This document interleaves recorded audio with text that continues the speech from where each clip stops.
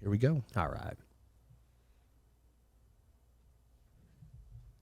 Hey guys, what's going on? Welcome back to the solo version of Snake Talk. That's right, we don't have any guests. It's been a couple weeks, right, Jay? It's been a couple weeks. Yeah, how you doing? Like doing good, man. Missed Can't complain. Yeah, miss you. Well, we've been seeing each other every day, all day. So so it is good to be back. I know you guys have always enjoyed the solo stuff as well. That gives me a chance to kind of get more intimate with you guys, share my ideas, share my thoughts, whether or not they mean anything. Because most of the time they don't. Usually they're ridiculous. But you guys know how this means. Now that we're solo, it's about you. You're my guests, right? Each one of you guys are my guests. So your super chats will kind of dictate how long this goes, as well as what we talk about. So I often come to the podcast with a little bit of a story. I really don't have one today. No? What'd you do? I just didn't really think of anything. I'm thinking to myself, I was like, you know what? I have a feeling that the chats and super chats are going to keep us going through this. And it's been I don't want to say it's been a hectic week. I mean, it's every week is a hectic week. But yeah, nothing too crazy happened this week, did it? I mean, no, but we did film a lot. Though. Yeah, we filmed a tremendous amount. Probably one of the busiest film weeks we've had in a while, in a long time. I mean, there were some days that we were just like things were just flying. I mean, it was just like we got to film this, we got to do this, we got to do this. Yeah, for like 3 days in a row, we were crushing stuff. All day. So I hope that means there's going to be some banging videos that you guys are going to really enjoy. Although you just don't know any. Listen, I think that our and this isn't sounding arrogant whatsoever. I just think our content has been really good this last month and a half or so. And the numbers are a little bit down, but I guess that's just the way it goes. It's the game, baby. Number one, we've had over 1,700 videos. I was thinking about this a little bit. What if we get to 2,000 and then maybe stop daily vlogging at 2,000? Yeah, 2,000 is a good number, it might be a good number. I don't know. That's still almost a year away. Depends on also where the Reptarium / aquarium expansion is as well. Yeah, for sure. Because this is what I was thinking, and I've talked about this a bunch about, what the future is. I've always said from the day I started daily vlogging, I said, I'm not going to daily vlog for the next 15 years of my life. That doesn't mean we won't film every day, but what we might do is do this. I mean, now there's, of course, YouTube Shorts, which is kind of becoming a bigger player on the platform. Yeah. So, I think that we would add content each day. Right, But maybe we would do 4 days of vlogs. Like, maybe they would even be 15-minute vlogs, longer, 20-minute vlogs, maybe even potentially. But then have like maybe 3 days of a short, some cool, cute video that's short so that we're still putting content out. That being said, I don't have any plans on doing that immediately. I mean, that's something that we're just considering and talking about. Just because after 1,700 or maybe 2,000 or whatever that number is, I'm sure people kind of go, all right, we've seen it all. We've seen a lot of snakes, mister. Yeah, and it is a weird thing because there's this like people get kind of dull to things. And what I mean by that is that you might watch a reptile channel that produces 5 clutches of snakes. And like each one of those clutches of snakes, whether they're, laid, hatch, whatever the case may be, they're banging videos because you only get 5 a year, Yeah. We do 4 or 5 a day, you know what I mean? So what happens is you almost get exposure like therapy with it where it's like, you're right. You're almost like, all right, I've seen Brian pull like, oh wow, Brian's pulling that 5 bang, again. Yeah. And another world first. Yeah, even with egg cutting, it becomes like kind of mundane to people. So so I think that it's hard, after 1,700 days in a row to do anything really fresh. I mean, every now and then we took Salt to Pat Smart. That was fresh. We have one that we're going to work on here in the next couple of days that you guys will be something completely different as well. And we're going to do a little bit of more of that. But at the same time, we want to, live where we live. And we got clutches being laid. We're going to have babies hatching. We've got all kinds of, babies that are going to be born, which will be really exciting. So obviously we'll film all that type of stuff. But also, depending on where we go with things, when we expand, that's going to be something I want to bring everyone on that daily, like every step of the way. And that really is going to probably take a good 8 to 12 months of build outs, you know, so from the actual structural building here to going down to Garland, Texas and building Universal Rock stuff to, coming back here, building out, things here internally, getting the building ready for the new expansion, for the actual enclosures and this and that. And then ultimately 3.0, the reptile section will open. And then, of course, then we're going to have to start working on all the aquariums and all the other stuff for upstairs for that segment. So that's going to take months and months. It could take even a year. So I don't want to miss that, but I'm almost thinking like when we do the grand opening, that may be like, or shortly thereafter may be the end of the daily vlogs. Right. I'm thinking, again, you never know what's going to happen. Yeah, future to and it's. I remember when Roman Atwood originally, and for those you guys that don't know, he still is a very big YouTuber, 15, 20 million subs, something like that.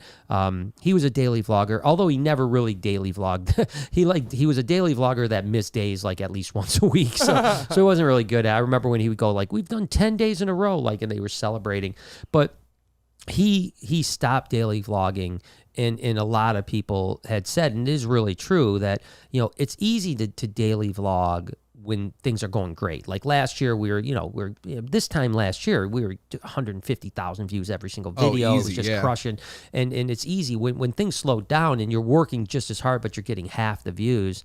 And now the channel itself hasn't really gotten half the views. Just the video of the day, instead of getting 120,000 views, we're getting 60, 70,000 views. But the channel itself as a whole, because we have a big library, is still, performing about the same numbers and stuff like that. But it is harder to be motivated, right? Because you're like, oh my God, I'm working even harder than I used to work. Because I think in the last month and a half, I think we've worked harder than we used to ever work. Yeah, for sure. On videos, and then you're getting less views, and you're like, it gets easier to say like, all right, I got to back up and stop this. I've got to maybe change my ways. But like I said, I don't think that's going to happen until past 2000. We probably still have 300 plus days left in the can before we slow down. But yeah, we will definitely at some point have to slow down. Do you want to take a couple super chats? Let's jump in, because I know you guys are starting to do it. They're and crushing. I said you guys are steering the ship tonight, baby. You guys are my guests, so welcome. Silver Cash says, I got to go make pizzas tonight. I'll catch up afterwards. We got an order of 300 pizzas at 5, so I got to go in early. Awesome. Have an awesome night, Brian, Jay, and the Army. Can you imagine? I have done pizzas? It. Yeah, when I worked at Little Caesars, we would have every year the military at Fort Dix would come by and would literally buy hundreds and hundreds and hundreds of pizzas, and it was the worst. I mean, obviously we're glad to do it for people that serve, but it was chaos for 8 hours pretty much. Yeah. So good luck out there, Silver Cash. Good luck, Silver Cash. We'll see you on the flip side, man. Marie says, "Hi guys, so glad I and my husband got to meet you Friday. They were Won't great. be able to catch live, but we just landed back in Salt Lake City. You guys are amazing. Yeah, they were really great people. Great people, They're man. super, super good people. Had a really good conversation with them, and love Salt Lake City. They were originally from Vegas, so we talked about Vegas a little bit. We talked about Salt Lake a lot. Definitely going to be out there visiting, so definitely thank you so much for coming. I hope that you had a great time. They flew here just to check it out. Wow, that's awesome. Did a tour. They were here for an hour last night, and then they flew back home. Demonic Reptile says, hey guys, thanks for letting Jeremy show us around. We really appreciated it. The Reptarian BHB was amazing. Hope to see you guys soon. Thanks. Yeah, it was great to have you guys up too. Sorry I wasn't here for part of it. And even when I was here, I was pretty distracted most of the time because we were running around just trying to put fires. That was one of the days. Yeah, it was one of the days where there's so much going on. Every day has been like that this week, but it was nice. My buddy Jeremy from Nerd, Cobra Jr. He came, Cobra Keeper Jr., I'm sorry, came, Lucas, and of course Demonic Reptiles, and as well as Tyrone. So it was really nice to have everyone up, and it was the time I spent was really amazing, really cool. So wish I wasn't so busy, because I'd love to be able to chill out. Lori and I were just talking about this. Years ago, we had company like all the time. This was before the Reptarium. Yeah, we had BHB, but we had company like really frequently, and sometimes I would spend like 4 or 5 hours just hanging out, talking with company. Get out, really? It's like impossible for that to happen to my life. Well, because there's so much added stuff from the past couple years. Whether it's the Reptarium, the podcast, all that stuff adds up, right? Yeah, just everything. I mean, my days are so scheduled. Sometimes it's hard. Jeremy was here. Jeremy and Lucas were here for almost 5 days. Now they did spend one day down with Des and Steve down in Indiana, but so they were here for like 4 days. And I swear to gosh, I bet you combined I spent 4 or 5 hours. As a matter of fact, the most time I spent at one setting was when they were on the podcast. Right, we spent 2 hours with them, and it wasn't because I didn't want to. It was just it's literally just I'm jam packed. You and me are running around like literally with the chicken with their heads cut off. So but nevertheless, it was great to have you guys here, and I'm glad that you enjoyed it, and I'm glad to hear you got back home safe. Okay. Rare Dog says, "Hey guys, did you get a big black and white box that says live reptile on it yet? Whoa. There's like, I don't know, 16 snakes trying to get out. Wink, wink. Plus, read your email. We need to chat soon." Wow. Well, no. I wonder where this big. He said it's a big black. It says white and black box. Yeah, big black and white box that says live reptiles. Would this be the Wilbanks box? Maybe. I can't remember what color that was. Was that black and white? I think so. Yeah, I think that. Yeah. So if that's the case, we did film it. Yeah. And we will be in the vlog. So Hell yeah. If that is the case, yes, we did get a box. But if not, then no, and we got to figure out what those are. Yeah. If not, there's 16, and there wasn't 16 snakes in the box.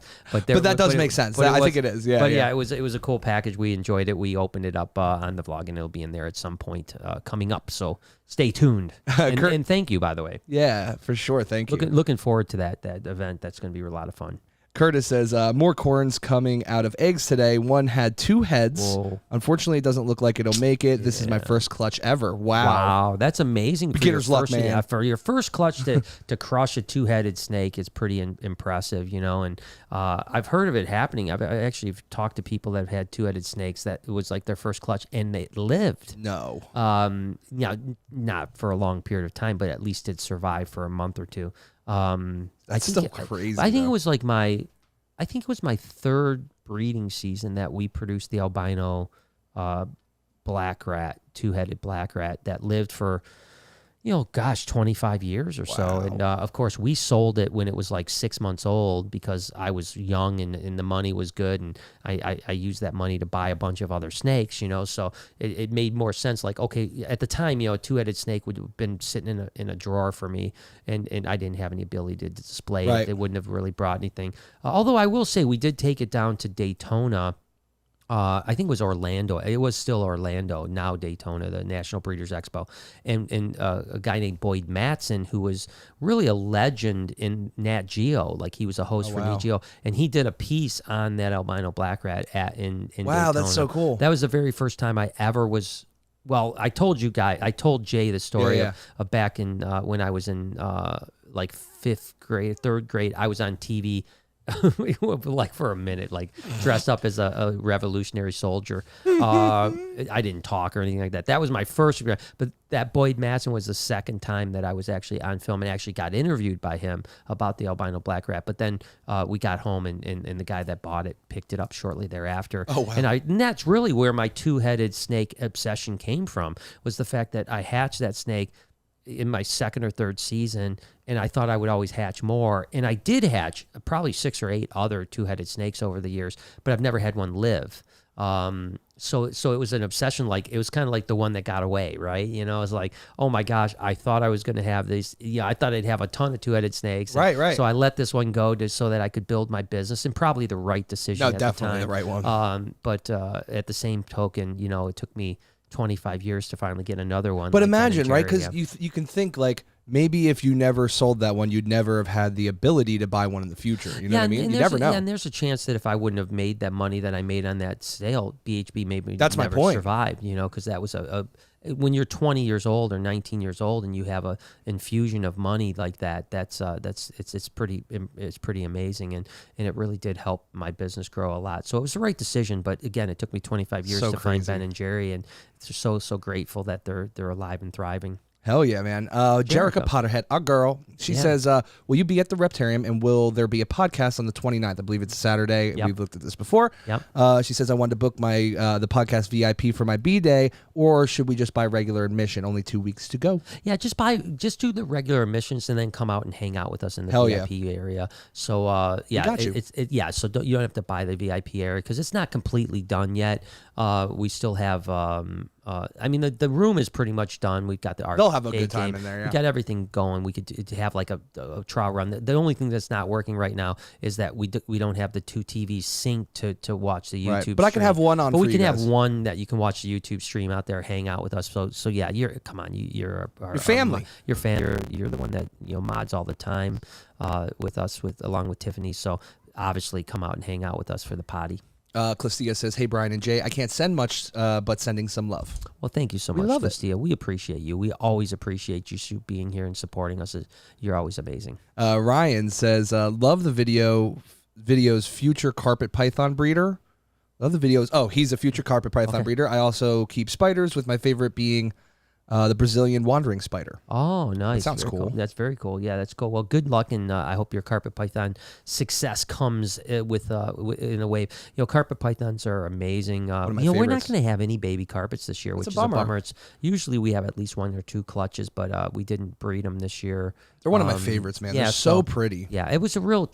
Last year we produced albino carpets for the very first time for us, and it was a huge thrill for me to produce albino carpets because I had been, a carpet python guy going back into my teens. I kept a lot of carpet pythons, and they've always been one of my favorite species, and or genuses, I should even say, really. But so yeah, to produce an albino was pretty cool for me last year, even though it's late to the game and all that stuff, but it was still awesome. But this year, no carpets for us this year. Maybe next year, because we have those beautiful jungles that are going to be up that are just really, really stunningly black and yellow. I mean, the most crazy colors. They're really, really pretty ones. I mean, we kept some good ones. So yeah, and I wouldn't mind getting. God, it's such. I know, guys. I know. It's Listen, I know. you don't understand the pool that I have going from I want to expand and do all these new species and breed all this stuff, but then I want to put all my energy into the reptile zoo and the future expansion and really I know a lot of people are like, well, just do both. You can't really do both and have. I mean, not only can you not do both well, but also.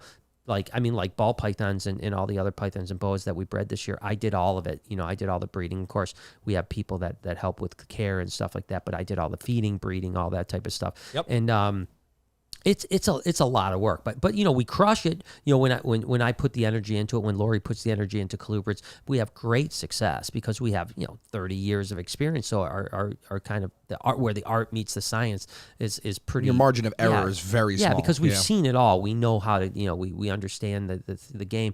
But so there's this part of me that is just wants to work with more carpets, wants to work with this, wants to work with that. Let's expand into this. Let's But then there's this other side of me that says, Brian, you can't do everything. And my true passion, although, I always breed snakes and I always want to be a part of that world. The passion of, like upstairs right now, I was up there just before the podcast and just seeing the kids, like feeding Elvis. There was an Elvis feeding. So Elvis up there, alligator feedings like crazy. Kids are, sticking their hands in the fish tanks, the Gira tank, the fish spas. And that's just, unreal. It's really hard, to not have like everything like wanting to go into that world. Now, could you hybridize it in a way, in the sense like what you said before, right? Channels that have very small amounts of clutches, the clutches mean something, right?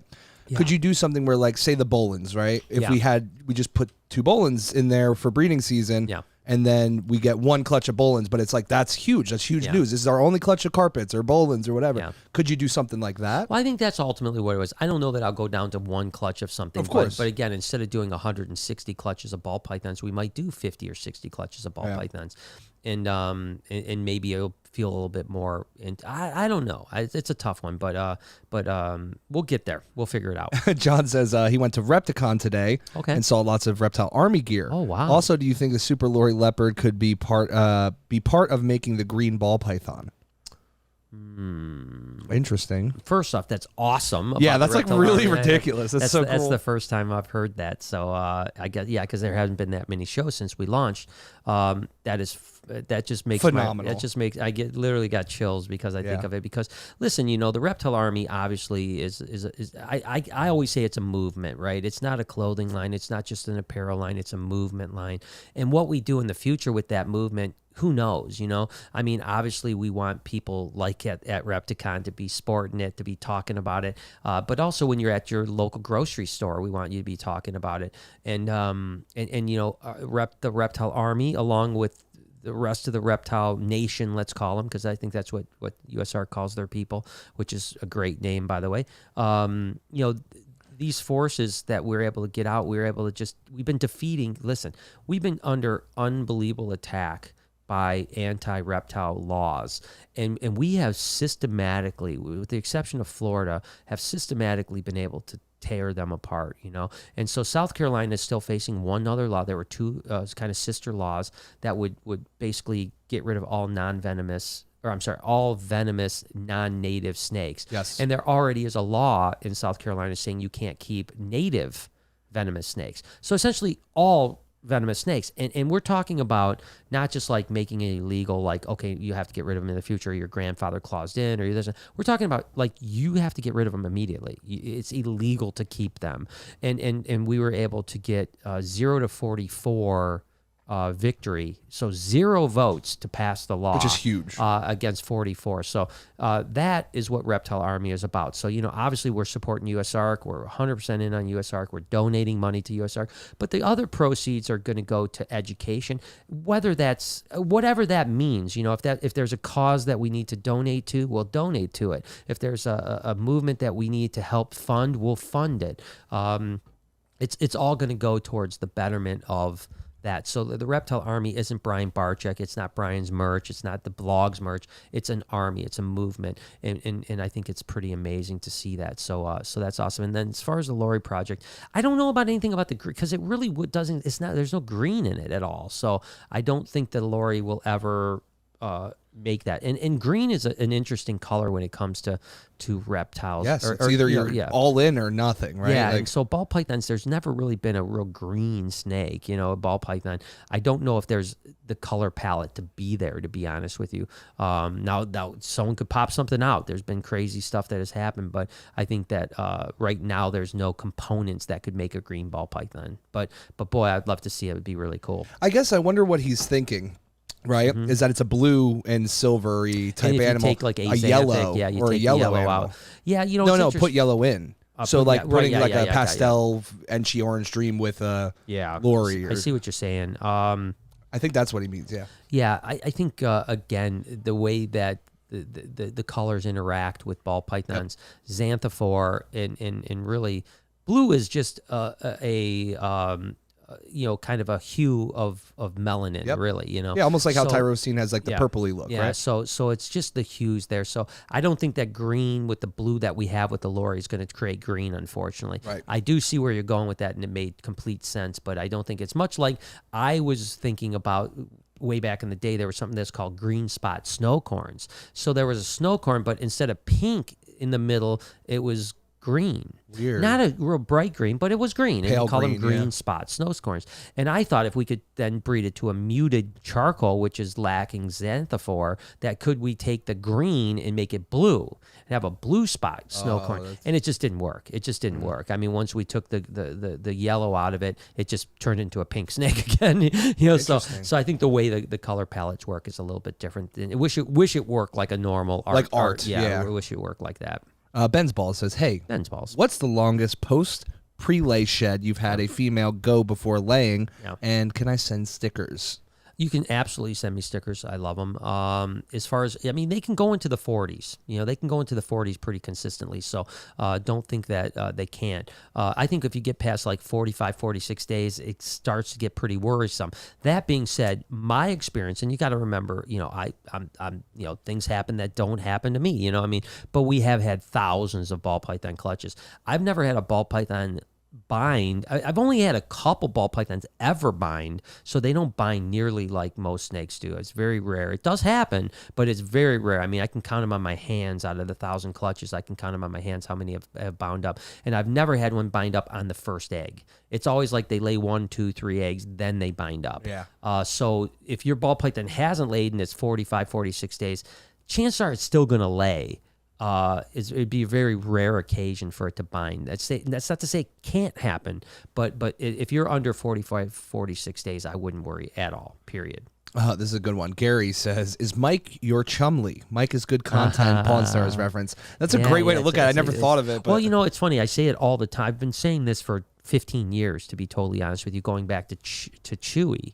When I used to talk to TV networks, I always said, Chewy is my chumley. Yeah. And you're right. If you go back on a lot of very popular series on TV, you always have to have that one goofy character that, you know, is Eric was that way, Chewy's that way. I think Mike is now that guy. Yeah. And it's not like you can't like develop it. It's just it's just who they are. They either are or aren't. I would honestly tell you that, you know, if you would have told me Mike would have been an interesting part of the vlog when we hired him, I wouldn't have thought of it at all, right? Because he didn't seem to have that personality, but he does do a lot of really goofy, silly stuff. So funny, and it's none of it's an act. He's the same guy on camera as he is off the camera. He's funny. I mean, he's actually just kind of a goofy, funny dude, you know, and he's a really nice guy too, to be totally honest with you. He's a really hard worker. He loves the animals. He's very knowledgeable. I tell you what, I can honestly tell you that Mike is way more knowledgeable than Eric or Chewy. Yeah. When it comes to he's animals. smart, and he's got balls of steel too, man. Yeah. He's a character, for and sure. that's no dish on Eric or Chewy. I mean, they were both great people and great friends. They still are friends of mine, and they were great they really knew a lot about reptiles. But I'm surprised sometimes when I talk to Mike, he'll say stuff to me that I'm like, wow, I didn't realize you knew that. I know. You know, like, wow, you're really like, you really onion. do understand how these things work. And he does a great job of caring for the animals. Obviously, Bruce will be back hopefully in the next couple weeks, and that'll help him a lot because Mike's been pretty much running the show over here, and he's done a pretty wonderful job. Absolutely. But yes, I agree with you. He's you got to have that, you know, because I'm not that, right? The one thing I know about myself is I'm not funny, right? I may be goofy and I may be awkward and you know, eccentric at times, but I'm not funny. You know, I'm not gonna stand up and make people laugh. You know, and nor will Lori. You know, so you do have to have different dynamics to make it's interesting. So right now, I love the dynamics of the crew, and that's why you're seeing more of them in the vlog. Absolutely. Yeah. Our boy Simple Man. He Yeah, says, hope you're all having a good night. That was a nice bike on IG. Did you enjoy your ride? Thank you. I did. Thank you, man. I appreciate you, dude. Welcome to the vlog as always. Yes, I did enjoy my ride. Actually, it was funny. So let me just back up for a second. Tell you a little story. Is that when I got the bike back in October, I believe it was. Yeah, something like that. Something like that. First off, I'm a terrible rider, right? And what I mean by that is I don't really ride if it's under 70 degrees. I don't want to be cold. I hate cold. I don't want to be cold. So if it's above 70, I'll ride. And so I just got the seat back because the seat got tore when they delivered it. So earlier this year, we did have some days over 70, but I didn't have a seat, so I couldn't ride the bike. Right. So I just got the seat back last week. It was the first day above 70 last night. But going back to October, when I got it, I drove it home. My anxiety was bad, right? You know, I mean, I'm much better than I was back in October. Still have my days here and there, but most days are pretty good. You know, most days I'm feeling much, much better.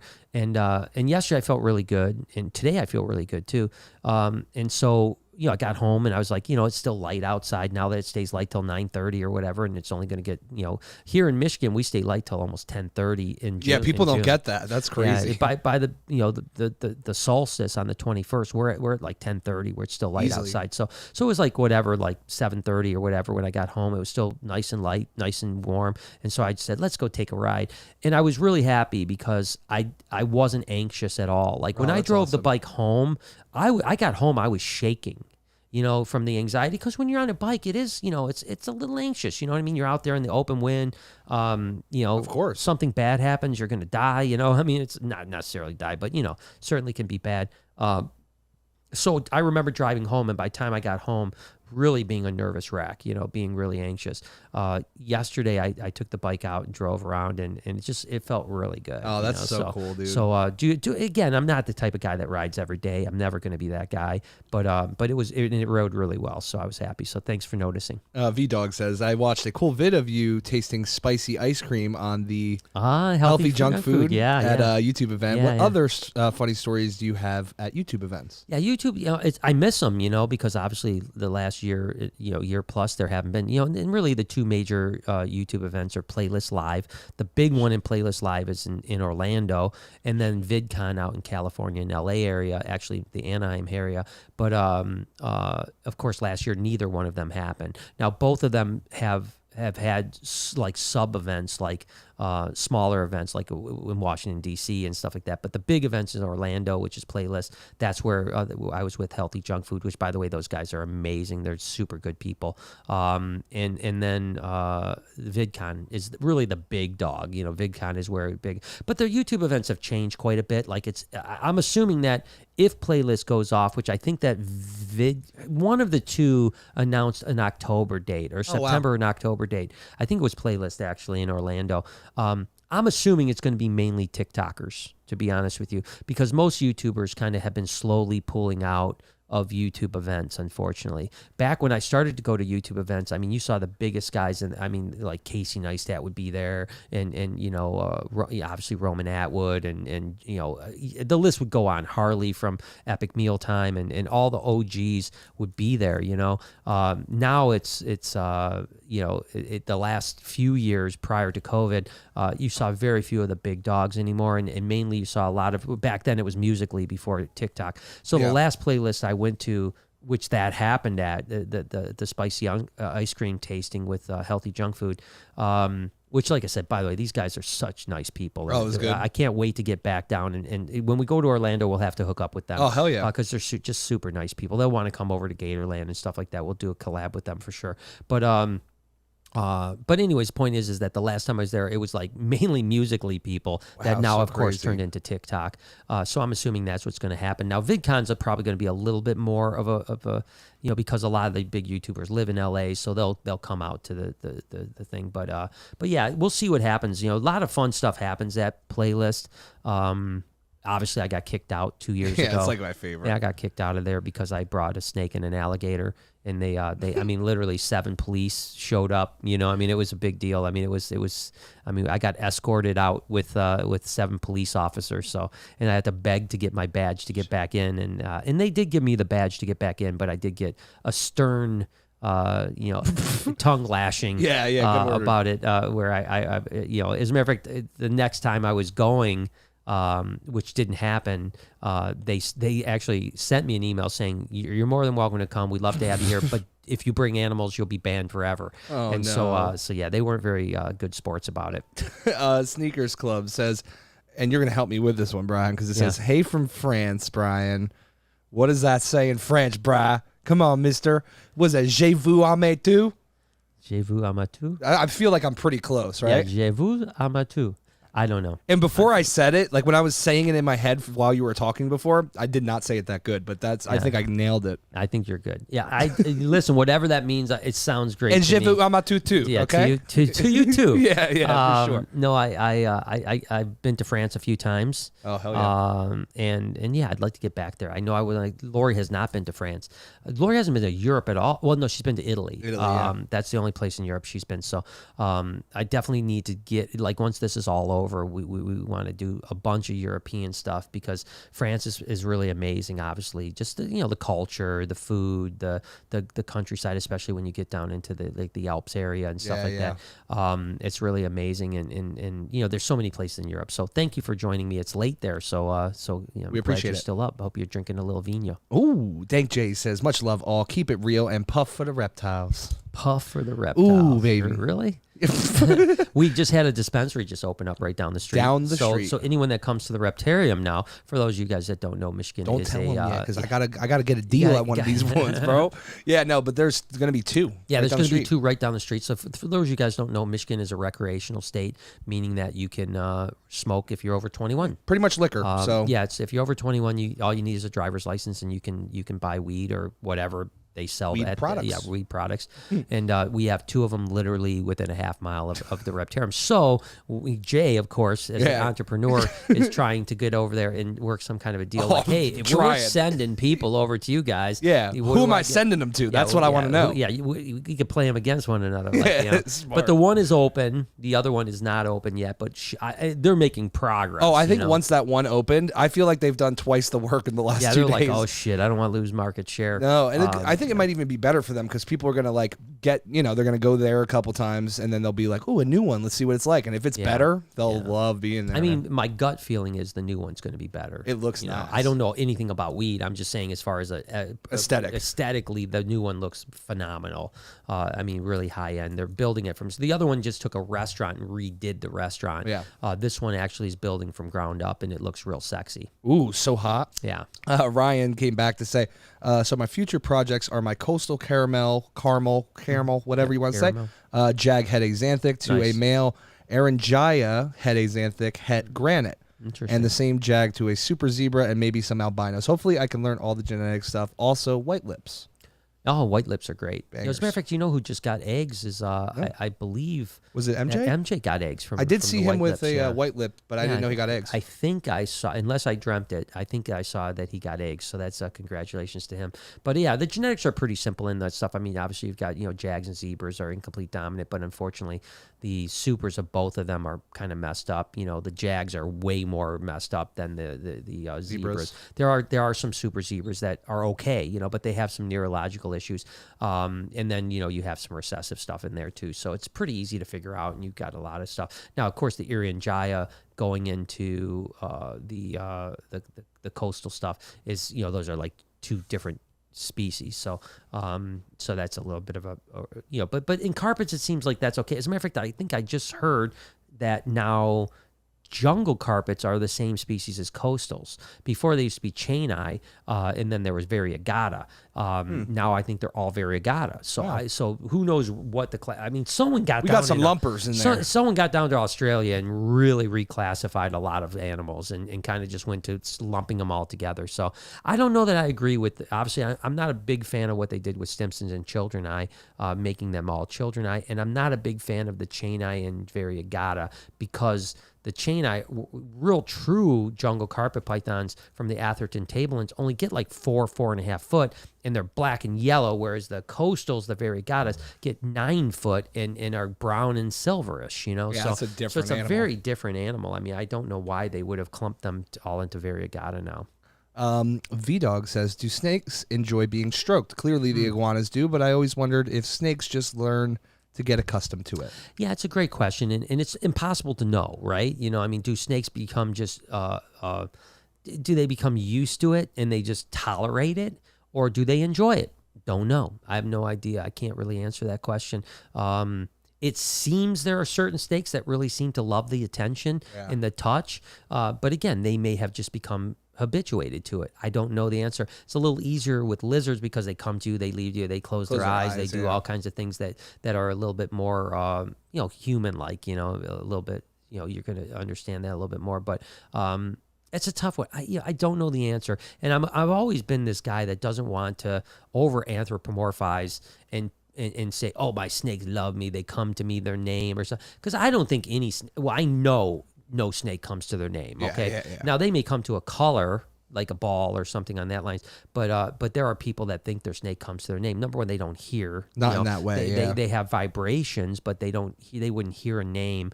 But could they maybe see a particular owner and the energy there? I don't, and then they want to come. I don't know. I don't know. I'd like to think that's the case. It'd be beautiful, but I wonder if I am anthropomorphizing a little bit by it's always a hard balance. That one, so it's a tough one though.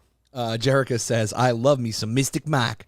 Him and Jay are hilarious. Yeah, those two together are funny. And by the way, I don't know that most people probably don't know this, but Mike came to us through Jay. Yeah, they've been friends for a bit. They've been friends for a long time. That's why they got that good chemistry. Yeah, and they're funny. They're hilarious. They play off each other so well because they're just like almost like total opposites too. Right, yeah. Well, Jay always has the idea. And then he always makes Mike do it. That's what I good. mean? It's like, Jay wants this like crazy idea, but then he's like, well, I don't want to do it. I'm afraid. He's like, you go in and get it. You go do it. That's my favorite part. I always tell Jay, my favorite is when he's like, go Mike. Go Mike. You're doing it, man. Get the hell out of here, Jay. I know. He's good like that. But no, good guys. And but Misty, we call him Magic Mike. We call him Misty Mike. We call him COVID Mike. What else do we got? Oh my gosh. What else I call him Crikey Mikey. Yeah, Crikey Mikey. Yeah, so he's got more. Half the time, I don't even know what to call him. Quick question: Sneaker Club asked if they could get the Reptile Army shirts in France. Yeah, 100%. Yeah. Okay, cool. 100%. Thank you so much. Sure. Yeah, 100%. Yeah, we'll do that. That'd be awesome too to have you in France. Oh my gosh, that. yeah. If you send me a picture close to some cool thing in France, wherever you are, whatever region you're in or just France, a baguette. Just hold a baguette. Yeah, just hold a baguette with a beret. Simple Man came back and said, awesome vlog today with RJ and Mike, seems fearless. Yeah, I mean, like we were talking about, I literally, when I started, I said 30%, but I honestly thought it was 0%. 0%. Because I've been in with RJ, and the good news is that RJ didn't charge him at all. At all. So he was already in the submissive mode where he was trying to kind of submit. If he would have came around and started, which by the way, RJ's been acting weird lately. Yeah. He's been much more social. He hasn't had those hissy fits that he's had recently. He's been more he seems like he's more chill. Yeah, which is interesting. Yeah, which is really interesting. I mean, 3 months ago, Mike goes in there and has literally, 3 legs. Yeah, he loses a limb. He already has. Wait, hold on. Somebody's legs in there. Someone's legs in there, and it's not RJ. But Mike did a great job. Yeah, he really did. It was funny. Yeah, it was awesome. Tiffany says, "Hey Brian and Jay, I hope Lilith lays soon. I have a video proof. Lori said she would make the necklace. LOL. Much love. Yeah. Well, video proof. Yeah, you got to send that over. We need that. Yeah. That's funny. She'll make it eventually. but yeah, I think Lilith is loaded up with eggs right now. Of course, our frill dragon that's bred to Nova, loaded up with eggs. So yeah, we're patiently awaiting to see what happens. Rare Dog says Mike's star status came out on today's vlog. Definitely need more Mike going forward. Bob Newhart. Oh, Bob Newhart kind of charm. Interesting. Kind of charm. Never noticed him as much before today. Oh, that's interesting. Bob Newhart, huh? That's an interesting one. Who's Bob Newhart? I don't know who that is. Bob Newhart. He's a pretty famous comedian from like the 70s, 80s. Okay. Still around, strangely enough. He just did an interview with David Letterman not too long ago, or was it Conan O'Brien? I can't remember. He's like 90-something years old, but he had a show called... I know who he is. He had a show called The Bob Newhart Show that was wildly successful back in the 70s and 80s. Crazy. But now he's like 90 years old. I just saw the interview. I can't remember if it was David Letterman or if it was Conan O'Brien. I think it was Conan O'Brien now that I think about it. But he's like, I think 92 and unbelievably sharp. Wow. Like, it looks 92 ish, maybe he looks 85, but who's counting? He looks up there. But he was unbelievably sharp, and I was glad to hear that. So good guy, and that's cool. That's awesome. Amy says, Brian loved hearing about RJ today. Ended up watching old vlogs and some of Noah's challenges. If it's okay to ask, how is Eric? I mean, Eric is good. I haven't talked to Eric in probably a month and a half or something like that. But it appears that he's good. I mean, I obviously follow him on Instagram. I follow his stories and all that type of stuff. Seems like he's loving life. He's really into RC cars and planes and all that type of stuff. But he also loves animals still. So I think they just got some ducks or something. Yeah, like ducks that. or got some chickens ducks or something. Chickens or something. I don't know what that. But no, I'm sure that he'll be popping in at time to time, and we still love him to death. So hell yeah. But yeah, I think he's doing good. Ian says, hey, Brian and Jay, love watching you guys. Didn't even know I liked reptiles until I started watching you guys. Awesome. Been watching for almost 2 years now.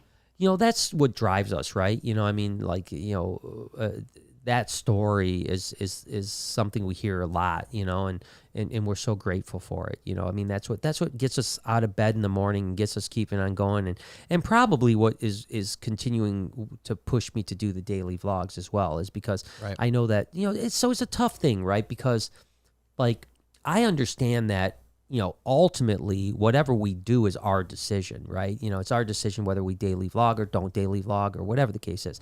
But, we've built this family of people, that every day comment on, Tiffany and Jane from England, and I mean the list goes on. Now, I mean, I don't want to. I mean, there's hundreds of people that comment every day, and it becomes a family, and so many people start their day with our vlog, and it means so much to me. It really does.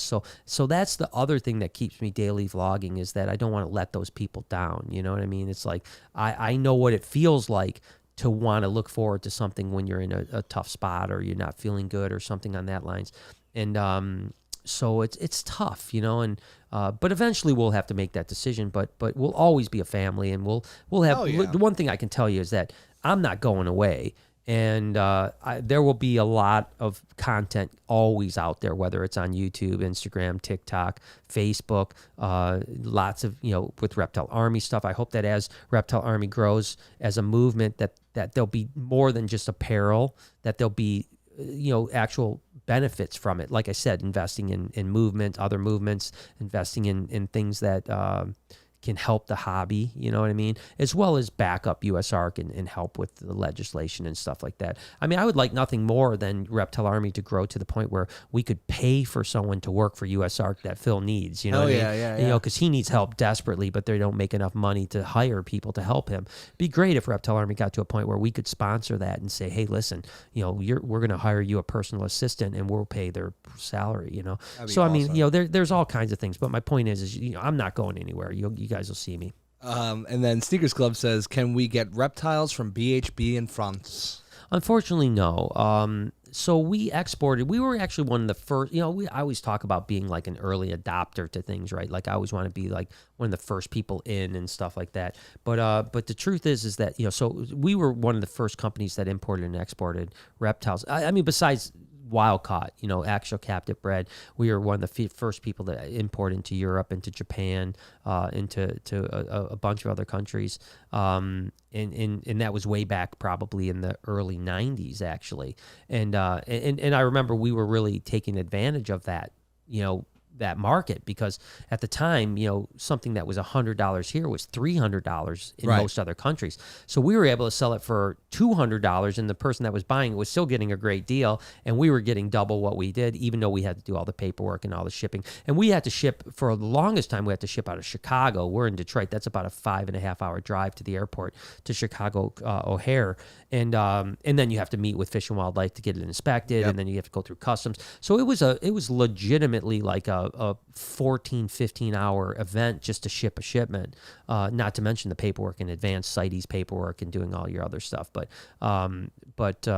we probably maybe 7 years ago we just stopped doing it, and the main reason is that prices in France are about the same as prices here in America, and so it becomes like not worth it to go through all the hassle to sell a steak for the same price that we can sell here. Not to mention we're very, very blessed to have a really good market at BHB where our stuff all sells online. We don't do reptile shows, we don't do anything. Everything gets sold online, and we sell almost everything we have. We don't have extras around and extra animals around. So we just stopped exporting because of that. It's not really a need.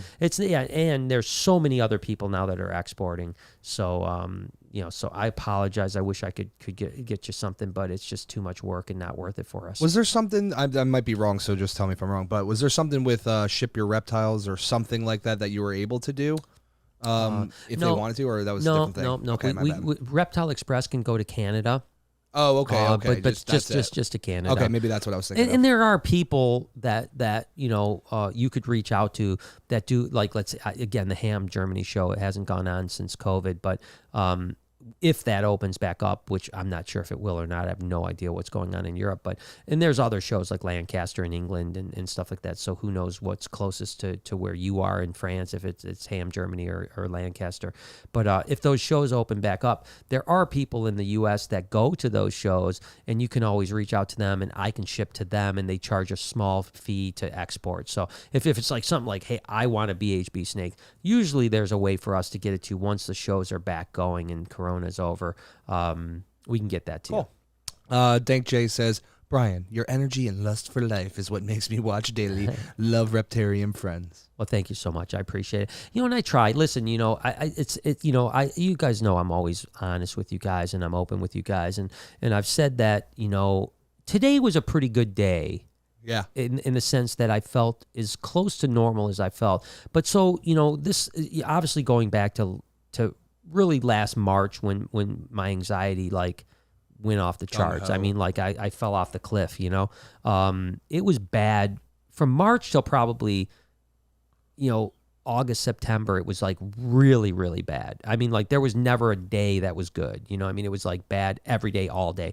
And that's a lot of months, that's a lot of months of 24 hours a day feeling terrible. And for people that don't suffer with depression or anxiety, and I don't really necessarily suffer from depression, even through the toughest times, I was really pretty optimistic about, like, I knew eventually I was going to be okay. Even though I questioned it, I still tried to have an optimistic outlook on things. But I felt terrible.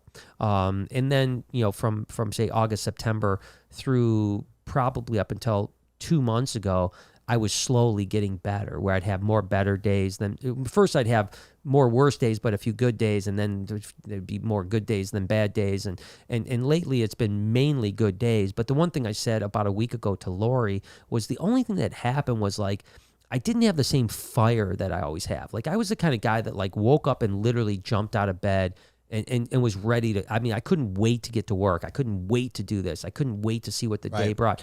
And I felt like the anxiety and all this other stuff went away. But, and Jay and I talked about this the other day. It might have been the fact that when you're in that state, you try to take the highs and lows out of your life, and you try to be as even keel as you possibly can. And maybe out of necessity, your brain kind of like shuts down a lot of that, like those endorphins that get you hyped up and get you excited about things. And a week ago, I told Lori that I said, I'm feeling almost normal, but the one thing that I'm lacking is this, like, extra zest, the thing that always made me, that, like, super high energy, the super, like everything I was excited about. I was curious about everything. And it just didn't feel the same. It was there, but not on the level that I was used to. And I will say that in the last couple of days, it feels like that's starting to come back. Oh, that's to, like, so awesome. Today, I felt like I woke up and I was excited about the day. Like, I was excited to get into work. I knew we had a lot going on. It was going to be fun. There was all kinds of stuff. I was excited about the podcast. All day I've been excited. I'm not always excited about the podcast. I like podcasting. And most days, even when I didn't feel good when I podcast, it made me feel better. It was almost therapeutic. But you probably weren't thinking about it way before the podcast, right? Right. That's crazy. No, and so today I was excited. I couldn't wait to get on the podcast and talk to you guys, and I knew it was going to be solo, so I knew it was going to be a little bit different format and stuff like that. So thank you for doing that and or wanting to start your day with me, but I can assure you that I'm going to be even more energetic as time goes on, and more enthusiastic and more optimistic, more motivational, hopefully, than I even have been over the last 6-8 months, year, I guess, really. Duke says, "Hey, Brian and Jay, love what you do. Thanks for the Lori mail I got from you last July. Wow. He eats like a boa. Will you have any hognose hatchlings this year?" Yeah, we should. We got some females that are due to lay eggs anytime, Sweet. So hopefully we'll get some hognose babies. I think we'll definitely do that. And good that you got the Lori ball. I think the Lori ball project is really booming right now. I think that people are excited about it. And it's just the beginning. It's just the beginning to see what's going to happen. We'll have some cool stuff this year. Next year is going to be our big year when we have a bunch of new stuff that's online that we can really mix in and do some cool stuff. So, but like Ryan and Ben from We Get Reptiles, they've got some cool stuff going this year. So yeah, it's a good project to be in, and hognose are great. So you'll love them. Simple Man says, the short that you posted today was great. Love seeing a blue-eyed leucistic hatch. Yeah. So I posted a picture of an egg cutting of a blue-eyed Lucy, and again, just mixing in this short thing, playing the YouTube game, basically, when you do social media, you have to understand the platform, right? You have to understand that platforms right now, to be honest with you, so you've got basically, Facebook, Instagram owned by the same company. You've got obviously TikTok, you've got YouTube, and then Snapchat and stuff like that, which I honestly don't do anything with Snapchat. I probably have missed the boat. I'm gone. I'm done. And then, of course, Twitter as well. They're all very different, but you got to remember that they're all fighting for the same eyeballs. You know what I mean?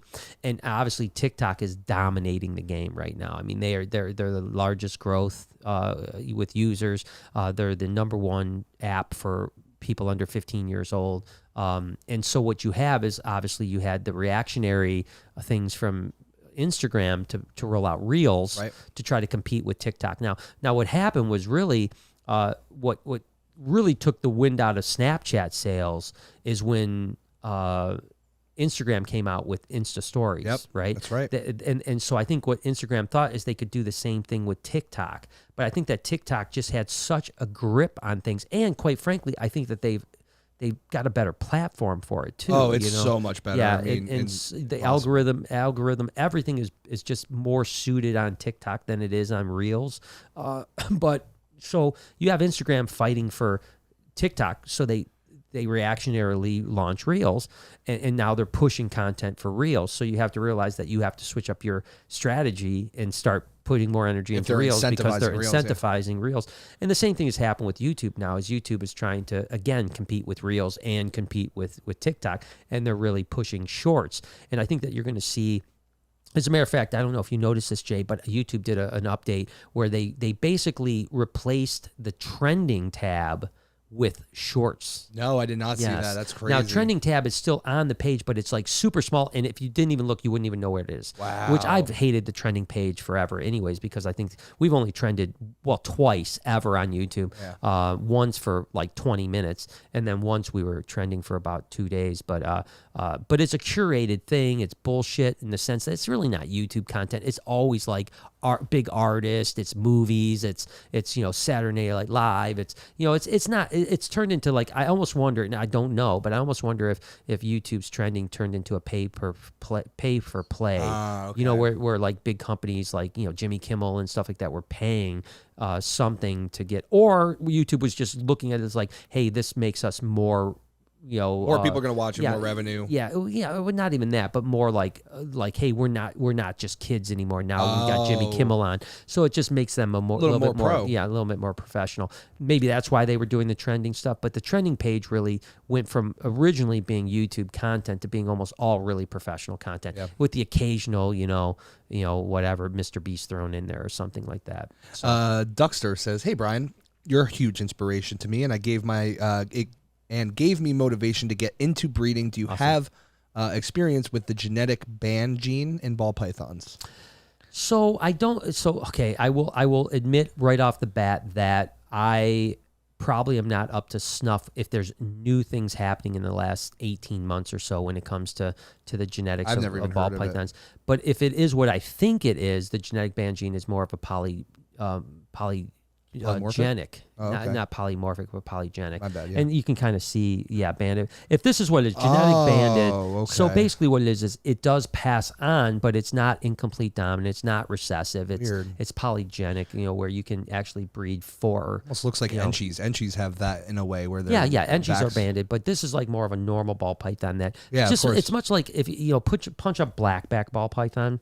Blackback? Yeah, blackback ball python. It's so unless there's a new genetic banded that I don't know, this is the same type of thing, right? You've got a genetic blackback that you can reproduce blackbacks, but they're not a genetic mutation. It's something that occurs in the wild but will pass on, kind of like, coral snows in a way, right? Yeah, exactly. So unless there's something I don't know, the genetic banded is that way. So, you breed genetic banded to genetic banded, you're going to get more banded stuff, and you could probably polymorphically breed for it to get even thinner and thinner. Eventually, thinner bands you could have. But it takes many, many generations to get to that point. But if you breed a genetic banded to a normal, you're going to get some banded, some not banded, so on like that. So that's how that genetics works. Unless something happened that I don't know, because I'm not like in the know of every single ball python thing that happens these days. Scottish Rob says, "Is there a waiting list for GHI Mojave or Super Lorry Leopard females?"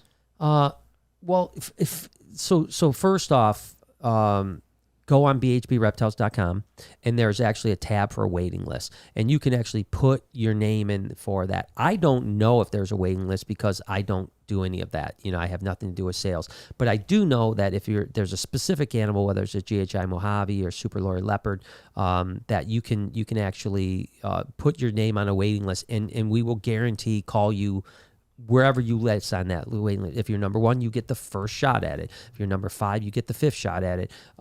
So we do have that on the website. You can just go. I think it's in the upper right hand corner. It says wait list, and you just click on that and you put that in. And we keep a very close eye on it. My office staff is really good about that stuff. So if you did it to me, you would never get it. Yeah, that's for sure. I would write a note on my desk. It'd be buried by 485 papers with no time, and you would never get it. So, facts. Yeah, that's true. Scottish Rob also said, "Have you gotten your vitamin D levels checked?" Yeah, I go to an endocrinologist all the time. So all of my vitamin levels are always checked. Yeah, and I take a supplement that's called Supreme Vitamin D. I think it's like 1,000 milligrams a day or something like that. So so yeah, I get all my from everything. I mean, from testosterone to I don't take testosterone because my levels are good, but they test it all. I mean, it's an endocrinologist. That's what they do. It's a hormone doctor basically, and I get my blood drawn and every 3 to 4 months, and they check every single level from cortisol all the way down the list to make sure that I'm doing well. Python Viking says, "Hey Brian and Jay, I'm a Norse pagan from Northwest Louisiana." Wow, that's weird. I didn't know they had Norse pagans in Louisiana. Yeah, you didn't know the Vikings landed there. Yeah, it's interesting. He says, "When I found out you were doing a podcast, I got on and binged every episode of Snake Talk." Well, thank you so much. It's interesting. Thanks, brother. I mean, number one, love Louisiana.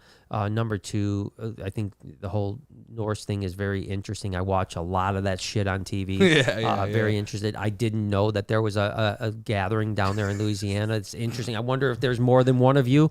I mean, obviously there's a lot of crazy stuff that happens down in New Orleans in particular. That place is nuts. But you definitely think more voodoo than Norse. Norse. But paganism, I guess, is similar. But regardless, it's a cool place. Have you ever been, Jay? I've never been. We gotta get down to Louisiana. Well, we were in Louisiana, right? Yes, we've been to Louisiana. I haven't been to New Orleans. Yeah, NOLA.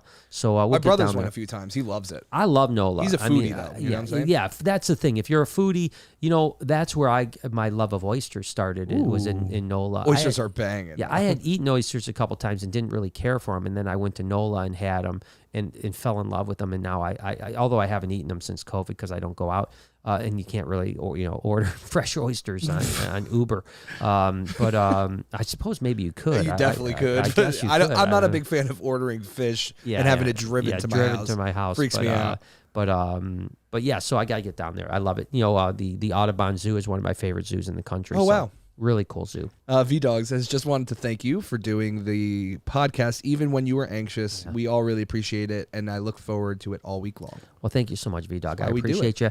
And yeah, I mean, there were days, Jay will attest to this. Yeah. There were days that literally 15 minutes before the podcast, I wasn't sure if I was going to do it. It's true. I was literally like, I don't know I can do it tonight. And we all talked him into it. We were like, Mister, know you're going to feel better when you're done. And I think there was only, I can think of maybe 1 or 2 times during the podcast. And that sounds about right. I didn't feel good at the end, like that I struggled through the whole thing. I remember there was one podcast that it wasn't a solo podcast. It was a checking in podcast. But I remember about halfway through, I almost walked out. Because I was feeling so bad. But 99% of the time, even when I felt horrible, by the time we were in the middle or end of the podcast, I felt much better. Yep.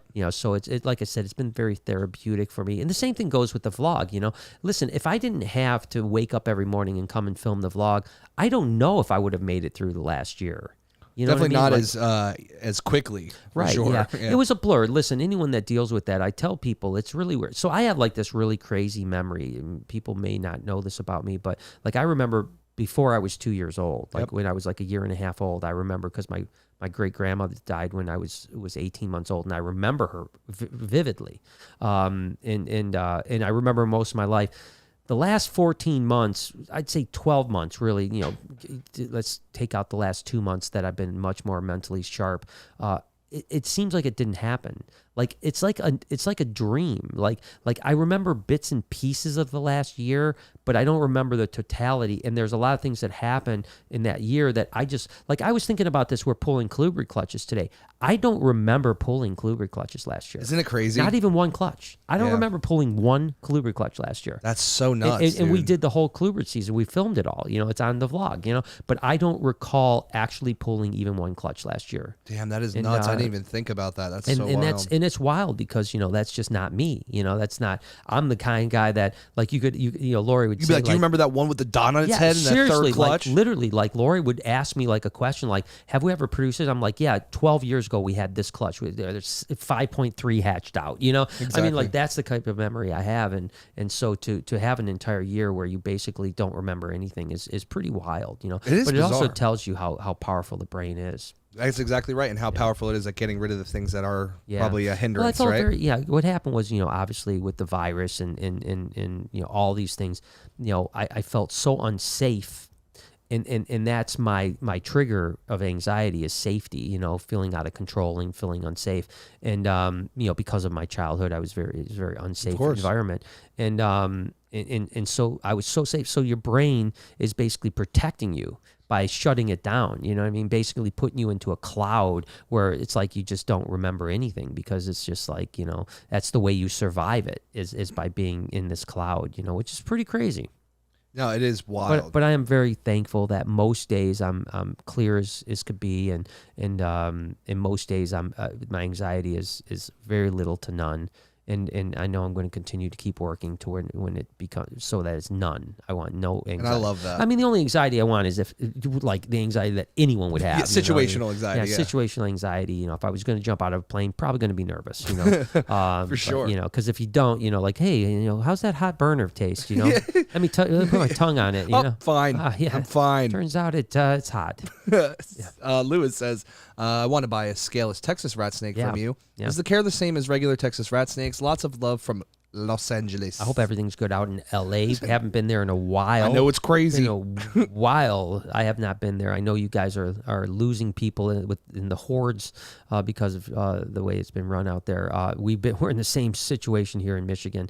I feel bad for anyone that was in New York, Michigan, Chicago, most of Illinois, but mainly Chicago and LA, because we've been, strapped. Literally, because we have guests all over the country come, and it's crazy how they come here and they just can't believe our life has been this way, because they didn't realize it. They're just like, I can't believe how strict you guys have been. Whereas so much of the country has just been kind of living their life. Of course, now we just as of a couple of days ago had the mask mandate listed. Although Michigan, still everywhere I go, everyone has masks on. Yeah. I've yet to. I mean, I went into some stores with not big stores like gas stations and stuff like that without a mask because I'm fully vaccinated, and I can, per the rules. Most people, I've hardly seen anyone without masks. Yeah, that's on. the big problem with really this whole thing being politicized, is that a lot of people don't want to be mistaken as the other political party. You know what I'm saying? Yeah, it's really weird. So anyways, Texas rat snakes, yes, exactly same care. The only thing I would say is don't feed them live mice. Yep. Right? Like if you have an adult that is going to eat live, just do fuzzy rats that won't bite, because they don't have the protection, obviously, the scale, that armor. That keratin, But other than that, we keep them exactly the same. Same temperature, same bedding. We don't do anything different for shedding. We crush it that way. So they're really great animals. And we have some, we've had a few clutches laid already, and we've got a bunch more on the way. We should have some really banging babies. Well, I can't wait. Yeah. Kimberly Jane says, hi, Brian. Hey. Got my second ball python from you a month ago, a banana het red girl. Oh, yeah, I like that. What morphs go well with red, in your opinion, in case I breed her? Thank you. Yeah, I really like the het red bananas, actually. I think they have that green, ironically enough, they have a greenish hue to them, which is kind of weird. We were talking about that earlier. I think that, you may want to go down the same path as, because they are in the same complex as the Lori ball python. They're two different animals. Like I've always said, it's analogous to, say, Mojave and lesser. Yep. They're both in the Bell complex or blue-eyed leucistic complex, but they're different. A Mojave, you're never going to mistake a Mojave for a lesser and a lesser for a Mojave, but they're similar. But if something works well with lesser, you want to do the same thing with Mojave, because it's going to work well. So anything that's working well with the Lori, I would go with that, with the het red. And so maybe leopard is a great option right there. You can certainly get into cinnamon, which is really cool, like the Lori cinnamon banana stuff. Crazy cool. I would assume that one of my favorites, guys. Yeah, I would assume that the banana het red Cine would be really, really cool too. So Enchi would be a really good option. So lots of cool options, but again, pretty early in the game in that too. So you're not going to go wrong. And thank you so much for buying that steak from us. That's all I got right now, Brad Guy. Yeah, that's awesome. Well, you guys kept it going for a little bit. What time is it? I'm going to see what time it is. Oh, it's still early, man. I know. It's like the shortest podcast we've ever done. What are we doing, Brian? But yeah, we could still chat for a little while longer. If any other super chats come in, great. Sure. If not, we'll chat for a little bit, and then we'll maybe get out of here early. Lori and I are going out of town tonight, so if I get out of here early, I'm not going to complain that much. But so now tomorrow's vlog, they don't know yet, but we have some new animals coming in tomorrow's vlog. We won't tell them what it is, but just stay tuned for that. Yeah, tomorrow's stuff, tomorrow's vlog is a couple. We've got a couple unboxing vlogs coming up in the next couple days. Yeah. Tomorrow in particular is some dream animals of mine. I always say that. You got but these are they are really dream animals of mine. So, there's certain animals, right, that it's like what you thought of as a kid. You're like, I need those in my life, and now when you get those, it gets me excited because I get to see them all day. Yeah, it's crazy, right? Because prior to the Reptarium, if it didn't make, I mean, I had a lot of animals that didn't make sense, but they still had to fit somewhat in the parameters of BHB. You know, now that the Reptarium, there's no real parameters anymore. We just have to make the right enclosures for them, right? We can keep anything if we just redo an enclosure, you know, to fit that species need. And so we've been able to get some animals, i.e. what's coming tomorrow, and all the other, you know, lizards and monitors and frogs and all the other stuff that we've got at the Reptarium that I would have never, ever had prior to having the Reptarium. And that's what's going to be exciting about the expansion as well, is that we're going to have even more space to put more stuff, you know, so it's going to be cool. It's going to be pretty exciting. And it's going to be wild. You know, I mean, the whole experience is going to be amazing, and I can't wait. But tomorrow will be a banger. I can't wait to show you guys how that you guys are going to love it. You're going to love them. They're really, really cool. They're super cool. Yo, so this is funny. I seen Tiffany commented back, and she says, I found it. Sorry for yelling, but I found it on the 3 Mil podcast when we hit 3 Mil. Wow. At 8 minutes in, Lori said she'd make her a necklace. Jesus. So guess what? You're beat, Lori. Wow, that's pretty impressive that she could find. Because you know what happened? Tiffany was like, I know she said she'd make it one day. I got to find this. I can't believe you found it. That's found incredible. It that quick, too. So kudos to you. We should put her on our team. Yeah, she needs to be a part of this because she's got to know. Yeah, she's got to go find that footage for Jay. You know? You need to be helping me because there's times where I'm like, Brian's like, oh, can we find this this whatever it is, you know, some type of lizard that we had 3 years ago, and I'm like, I'll do my best. It takes a long time, so kudos to you. Yeah, that's really cool. Oh, by the way, let me jump off screen for 1 second. What, Mr. Brian? Right back. All right, well, I'm right here. Yeah, no, you're good, dude. Right here. Oh, I'm back. I was just gonna say that it was pretty cool yesterday. I've got this rye whiskey right here. You know, I'm not I can't wait till Brian gets so drunk off that tonight. I'm going to take a big old drink right now. No, I heard it was really good, though. Yeah, I don't drink. Not because, as a matter of fact, I told someone this yesterday. Was it Rob? Yeah. Yeah, so Rob, a friend of ours, came in, and you know, I always tell people I don't drink. And you know, so, you know, it's like, people that often say, well, I don't drink. Usually we're alcoholics, right? Like, I'm a recovering alcoholic.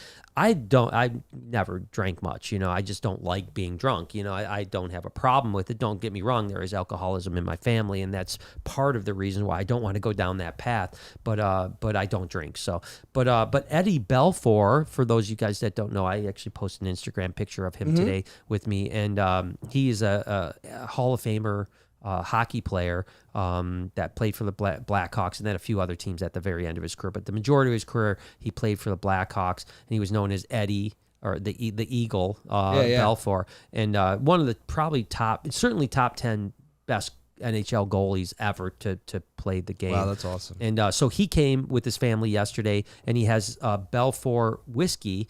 There's rye whiskey, there's bourbon, and there's some other stuff. I'm not exactly sure what it is. Looks awesome. But it was just a great experience for us. So now we have some whiskey here for guests that come.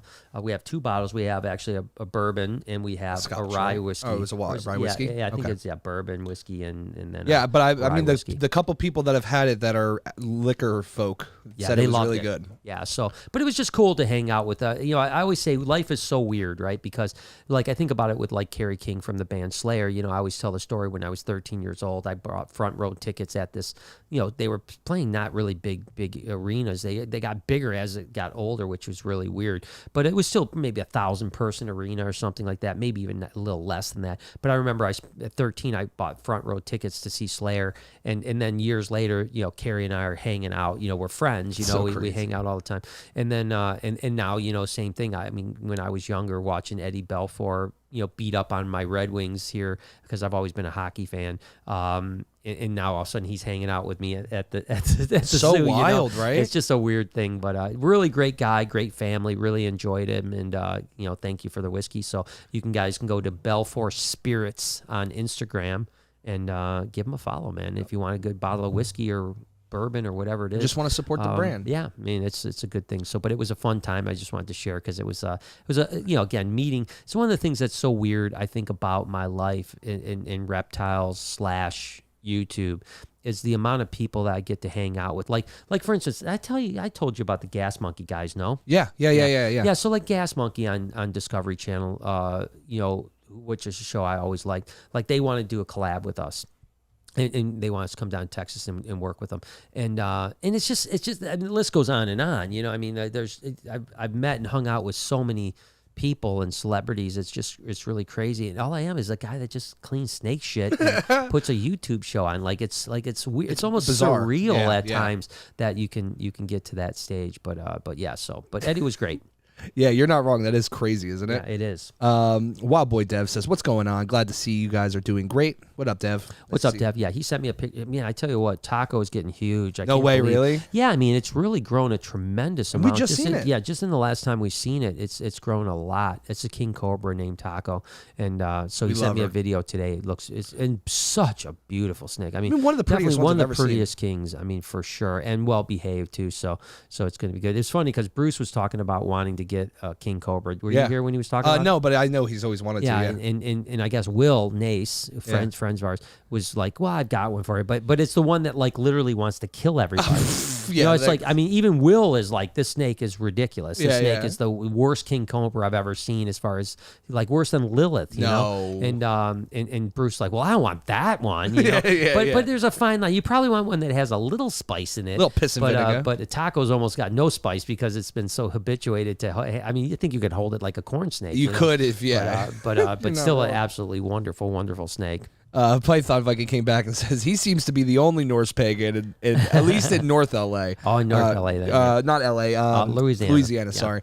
Also, in a few months, I'll be trying to get a pair of ball pythons to breed for the first time. That's awesome. Yeah, and I assume that was going to be the case. Because most of the Norse are like up in the north. It's like Vikings. I mean, literally, that's why they call them Minnesota Vikings. Yeah, exactly. So I don't see that many down there in the Louisiana area. It's crazy to think, right? That Vikings came and then like sailed the Great Lakes. Like that's nuts to think about. It is wild, to think that. I mean, love that. Yeah, you wonder how they got down the St. Louis, Canal and all that stuff. Like it's crazy. It's wild that they got through, but Vikings were Vikings, man. That's what made them what they are. Push through, right? Yeah, my buddy Burnsy was in the show Vikings. Actually, I forgot you told me that. Yeah. That's so cool. I think it's just one episode, and I think he got beheaded or something. That sounds great. But yeah, he was in the series. Good show. Vikings. I haven't seen any of it. I've heard it's amazing, but there's a lot of seasons, right? Yeah, there's way too many. See, I'm like once I get past 4 or 5 seasons, I usually fall off because then it seems like they're just putting stuff together. Yeah. So I've watched the first 3 seasons of Vikings. It's really great. I don't know if I could get into watching 10 seasons of any show though. Yeah, I can't get into anything that's over 2 seasons. Yeah, like Ozark's great. We're on season 3 coming, and I think if they went to 10, I wouldn't like it. Yeah, and they're done after this one, right? Which that's what I've heard. But yeah, I think they're done after 3. Just can't wait. It's going to be good. When is this supposed to come out? I don't know. I remember the last one came out around March because it came out right when the pandemic started. Yeah, I remember, and that's when I started because I didn't watch TV ever before the pandemic. Yeah, I never watched anything, and then I think the first series I watched was Ozark. I didn't watch very many series, quite frankly. I mean, I didn't get into there's so many series that are great that I didn't get it. I think Ozark was maybe the only. I mean, outside like the Marvel stuff, I watched that stuff, but I don't think I watched any other series. What was that one? The Haunting of Hill House, but that's only Haunting of Hill House. I watched that, but I didn't watch the second. I watched like 2 episodes. It wasn't of the second one, and I didn't get through that. So, yeah, I'm just not a series guy, to be totally honest with you. But Ozark is amazing, and you should check out. I just started watching Stranger Things is great. Yes, that's another banger. Yeah. You got to check out. It's called Peaky Blinders. Wow, and it's about like the Irish mafia and the Irish rebellion army and stuff. It's really good. I just started watching it. It was really good, like Ozarky vibes in the sense of crime. But interesting, yeah, I'll have to check that out. Melissa says, "So happy that you're getting your groove back." Yeah, I mean, great in there. I hope that I always say that mental health. Getting past it is like success builds success, right? So when you feel good more. When you feel bad, you feel bad more, because you get in your head and I'm going backwards? Yeah, you're hyper vigilant and stuff like that. But this is my second go around at this. I think I've told you guys that, 18 years ago, I went through a similar experience. It's a little bit different, but similar. I think that I created a lot more tools this time. Yeah. Did a lot more therapy this time. The meditation thing, the list goes on and on. So hopefully, this will be the last. Yeah, hopefully this will be the last time I get through it. But it feels like I'm firing back up and feeling a lot more like myself, and I'm not going through the motions as much as I feel like I was for a while, where I was so happy to be here. I just didn't have that same zest that I always have. Like I could still look at an animal and light up, and I could still spend time. In moments. Yeah, it was, but it was fleeting moments as opposed to like from day to night, having like, in a normal 15-hour day, probably 14 and a half hours in the past, I was like, yeah, this is awesome. Yeah. And I might have those few like, oh shit, this sucks or whatever. But lately it's, I wouldn't say it's been exact reverse, but it's been more like if it's a 15-hour day, probably 4 or 5 hours has been good, and the rest has been just going through the motions. Yep. And I don't like living that way at all. So I'm glad that we're slowly getting there. Kathleen says, how do you keep the haters from getting you down? I just had a trusted partner screw me over again. Yeah. Why are people like this? Well, it's a tough thing, and obviously anyone that knows that I get probably, in the reptile community, I probably get the most hate. Maybe not the most, but I get plenty of hate. I get my share of hate and have had it for a long time. I think that I can boast, proudly that I probably have the largest community of hate. I got my own group. I got my own group on Facebook that hates. That's like impressive. Like I don't like only like presidents get that shit. Yeah, you know what I'm saying? Crazy stuff. But I think that you have to come to a point. It's harder when it's a personal thing. Like if someone screwed you over that was like a partner or a friend, that's different. That's personal. And I've had lots and lots and lots of that happen in my life, and it's been very difficult. But when it comes to like internet hate and people that hate on you that you don't even know, let's say you have a Facebook page or an Instagram page or a YouTube, you put out a YouTube channel and it gets hate. You just get to a point where you just don't care. You just literally don't care. And you really do start to feel bad for the people. You're almost like, gosh, what a miserable life you must live to feel that way about someone that you don't even know. You know what I mean? Like, how do you treat the people you do know? Yeah. And listen, I understand that I serve myself up to people. I do a lot of goofy stuff. It's just the way it is. So my advice to you is just stop caring. And if it's personal because it's a friend or something like that, it's a different story. And then then you have to just work that out. And listen, I have in the past gotten screwed over a lot by people, even friends and very close people. But I choose to not put up a wall. That's my decision, which means that I'm setting myself up to potentially get screwed more in the future. But I would rather be a trusting person to the people around me that I love and put myself into some vulnerability as opposed to being a callous person that doesn't trust anybody. Yeah. So that's a decision you have to make. You either say, hey, if I want to continue trusting people and being that type of a person, then there's a chance I'm going to get screwed because there are bad people out there. And I agree with you, Brian. That's my way I like to live too. And that's the way it is. But some people go the other way. They get screwed several times. Get jaded. And then they get jaded and they say, I'm not going to trust anyone anymore. I just choose not to live that way. But I am more savvy than I was before. Yes. I still trust, I still do things, but at the same time, I still have that weariness, experience. Yeah. I have the experience that to recognize when things are starting to go south. Of course. Yeah. Scottish Rob says, as a boa guy, seeing you get some boas, are you looking to produce some in the near future? Yeah, I really need to. It's been a nemesis of mine. I've produced boas in the past, but not successfully consistently. So it's one of those things that, it's a mountain I wouldn't mind climbing at some point.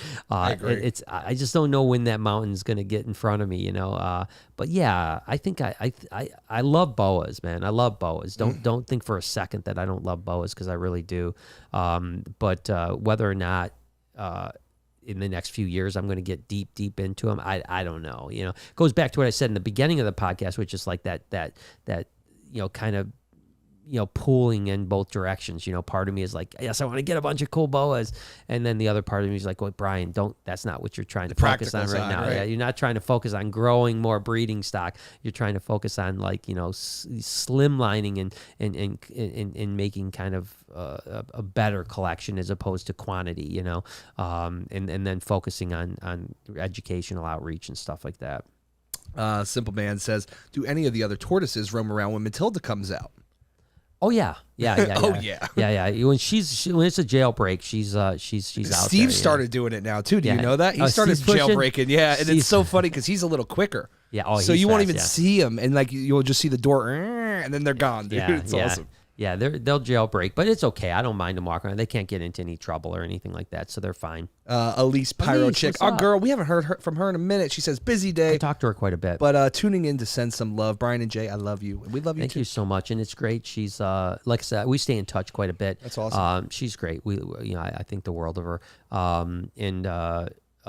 It's nice to see because her world is tours and events and all the things that went away with COVID, and it's great to see that she's really booting up. Lots of events in the Pike. I think that she actually told me, which was interesting. I'm not sharing anything that is confidential. Yeah. She told me that much like so much stuff in this country that a bunch of the pyro stuff is like hard to get. Oh, of course. That because so many of the pyrotechnicians kind of shut down during COVID and they just stopped making this stuff. Yep. And now that it's booting back up, that all of a sudden there's this huge shortage of stuff. So that to me is probably the hidden story in all this COVID stuff is all of the crazy shortages. And I mean, from, we had a coin shortage, we got rubber shortage, we got superconductors, we got chlorine for pools. Now we recently had the gas shortage. There's going to be energy issues, obviously pyro stuff. I mean, the list goes on Furniture. and on, all these things. Yeah. Furniture. I mean, wood, lumber. Yeah. Wood, lumber. I mean, the list goes on and it's these are chicken, by the way, chicken. Yep, there's a chicken shortage. So that's the story I find the most. It's like, how long will it take to recover from all of the ramifications? And will we ever fully recover from those things, or will there just be a different level of like what we accept? Yeah. Will we accept wood prices being 3 times what they've been? Now they're 4 times. So it's like if they cut back by 25%, I don't know. I mean, I talked to our glass guy the other day. And he was, contracting to have a house built, and he said that it's already went up $7,500 just because of wood prices. Same house, same exact house. The contractor's come back and said, I know we quoted you this price, but if you want us to build it, it's going to be $7,500 more. Yeah. Can you imagine paying $7,500 for the same thing that you already have a contract with? Yeah, but it's like there's nothing they can do. Like, you can't afford the materials. Yeah, it's like either you do it or you pay don't have a shed. or we just don't go. That's the way it goes. So and then they're saying it could be a couple years. Oh, easily, before we're getting back to it. So it's like, do you wait? You go, $7,500 is, I just won't build a house for 2 years. And then who knows where the market's at that point. It's like right now you might be better off building it now and just selling it and make your money and buy a new one later. I don't know, but it's great to see that concerts are coming back and life is coming back and at least in America and certainly in some countries that are getting there, and I think that the rest of the world will catch up. There's a new mRNA, by the way, mRNA vaccine that's coming out that is supposed to be super cheap and not have to be stored at super cold. So you can do it in a lot of third world countries. So they're saying that the underdeveloped world can potentially get done. But did you know that there's 1.3 billion shots have been given already? Yep. Yeah, it's crazy, isn't it? 1.3 billion. That's a fifth of the world. That's a lot, man. They've crushed it, man. And Noah, I'm proud of him. He got it today. Yeah, hell yeah, So he got his first shot today. We're getting there, baby. Our bubble is starting to grow quicker and quicker. He was one of the ones that wasn't in the bubble yet. So I'm glad to have him on board, and it's great to slowly see that. And I know some people hate that I'm a vaccine guy, but hey, listen, I'm a science guy, Yeah, I'm a science guy, and I got science. 14 vaccines before this one, so it's okay. I know. Did you hear about the chick, by the way? No, I didn't. We haven't punched anything up, so I'm going to punch this up. Say woman gets 6 vaccines. No, she was collecting? No, she wasn't. This is even worse. What do you mean? So maybe news, Women get 6 doses? Women get 6 doses by accident. What? Who did this? They literally, Where was this? a vial that you see right there. Yeah. It's got 6 dosage. Somebody drew all 6 and jabbed this chick with all 6 of them. My lady did that too. I thought it was just the one dose. Yeah, I thought it was just I'm not kidding, Brian. She gave me that whole fucking thing, baby. I'm fucking ready to go. You don't have to. Yeah, Jay can't get sick. Dude. Jay can't even get fucking herpes anymore. Dude, I've been having people just breathe right in my face, man. He's even immune to the herpes. I've been going to birthday parties of people I don't even know just so they can blow the candles near me. That's what I said. I said I literally went over to next door when when the CDC lifted the mask mandate, I went to the gas station next door and I licked the counter. I literally licked the counter. I'm like, there you go. Sally's like, what the fuck is going on? I can do anything I want. I can lick anything I want now. I'm free. But no, it's but yeah, 1.3 billion dosages. That's crazy. And huge. And this chick got 6 of them all at once. So yeah, cheater. See, that's why we have such an abundance of vaccines that they're just jabbing people with 6 at a time. It's something I always laugh at about America, right? Because it's like you have like countries where they can't even find water, right? Yeah. And then we have water parks. Like we just play in it, piss in it, and we're just like, woohoo! Do you know that one time, it was before you were on board? Yeah. I did our typical setting up egg boxes, right? Colubrid, vermiculite.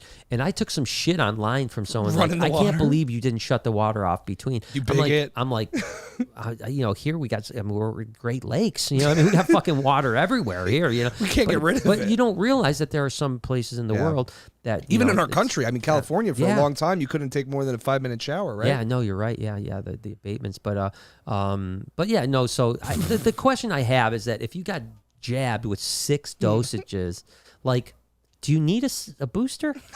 And if you do need that booster in 4 weeks, do they give you 6 again? They gotta. Or they give you just 1? No, dude, you can't have a booster. You had 6 doses of the vaccine. You're fucking crazy. I don't know. I don't know the answer. I wonder what I'm so curious what the follow-up is on this. You gotta have like some crazy immunity to other shit at that point. Like, he becomes Spider-Man. Yeah. But no, I just vaccine lady. The VL. Oh my gosh, she's the next super. Now Marvel, if you're listening, you should definitely pay us for that idea. You should definitely make a series on Netflix. Actually, about vaccine that'd lady. be funny. But that would do to fucking vaccines what Jaws did to sharks. But you know what I mean? You got to wonder, like, somebody has to have that conversation, right? Oh, yeah, we should. I mean, someone's got to have the conversation. What do we do now? Yeah. Is she done? Does she need a second shot? And I mean, I don't really know what that means. Like, does that even mean, like, do you get extra? You know what I'm saying? Like, so think about what a vaccine is, right? Like, you're making your body like, hey, read these spike proteins. Let's figure out how to create an antibody that kills it, right? Right. Does having more do anything? I think you would just have worse symptoms in the sense your immune system would want to get it out quicker. Like, oh, there's a big problem, Yeah, and that's what I don't know. And then you would say, did your immune system spike so much that you don't need a booster? And then, like I said, if you don't need if you do need a booster, you just get the 1 shot, or do they give you the 6 shots again? That's classic. I don't know. I want to know. I just want. I need to know where this was because I feel like it's a Florida thing. That just seems. It does seem like it should be Florida. Let's see. I don't think we're. Oh, Italy. Oh, it was in Italy. That's close enough, dude. Wow. Boca Raton. Well, yeah, if you look at the shape of Italy and the shape of Florida, almost the same. Almost identical. Almost the same. Yeah. The Italian man, Florida man, same thing. Same thing, man. I tell you what. I love fucking Italy. Yeah. Not Florida, but Italy's great. Yeah. Nick says, good setup for an adult jungle jag, ocelot, carpet python. Also, what would you consider a fair price for a female adult? Thanks. Keep up the killer content, Brian and Jay. I have no idea what the value of that would be. I don't follow. I literally don't follow the market on anything anymore as far as value goes. And so I don't know. I have no idea what an adult female would cost. As far as setup, I mean, I would, if you can make it a boreal, definitely do it. They love to climb and stuff like that. So if you could make something like, 4 or 5 foot by like 3 to 5 foot tall, so kind of cubey, like a cube, and give them lots of, climbing and different temperature, different temperature gradients. Also give them a hide down below in case they do want to hide on the bottom. But I mean, they're super cool. But unfortunately, I don't know pricing because I just, like I said, unless I'm buying something for the Reptarium or for BHB, I don't know anything. I just I agree. I just stay away from it. I just don't follow markets anymore. Let Roses Burn says, late to the podcast. I had a long day at work. I had 8 dogs, and then got stuck for another 2 hours babysitting a new groomer. Oh wow. Ooh. That's that's you should see. We had Denali in yesterday. That's like speaking of grooming, all 8 in one. Yeah, that would have been 8 dogs in one. He's a Irish Wolfhound. That's Jay, the edutainer's dog, and he is so freaking cool, man. I mean, badass. It's if I airdrop me, airdrop you, can you put it up on the thing? Of course, you know that. Let's see. I'm gonna try to airdrop you, and once here it is. Yeah, this is such a good fucking thing. It is so good. Oh shit. No people found. No people found. Can I just text it to you? Yeah. All right, I'm going to text it to you right now. then you can try to put it up there. But this fucking dog, this picture is one of my favorite pictures I've ever taken in my life. I'm posting on Instagram tomorrow for sure. So for those you guys that are watching this late, so crazy. But yeah, just tell me when you get that. That'll be cool. Yeah, but okay. I got sidetracked with as soon as I opened my phone, I'm like, I lost track of. Oh, I'm doing a podcast. Oh, time to instant messenger. Yeah. Hell yeah! All right. Let's see. Save downloads. You guys are gonna love it. You're gonna love this thing, man. This is gonna be good. Go. I hope I didn't sell you the one naked. Oh, there it is. There it is. Look at this dog. Look man. at him. Oh my gosh. Isn't that great? That's such a good fucking photo. I look like a midget. Yeah, dude. Like, he looks twice your size. Especially he's a little forward, so like that's why I like this picture, is because there's a little forced perspective on top of him being giant. Like he's already giant, but the forced perspective makes it look ridiculous. It's so good. So let Roses Burn get some rest. Thank you for coming and joining us late.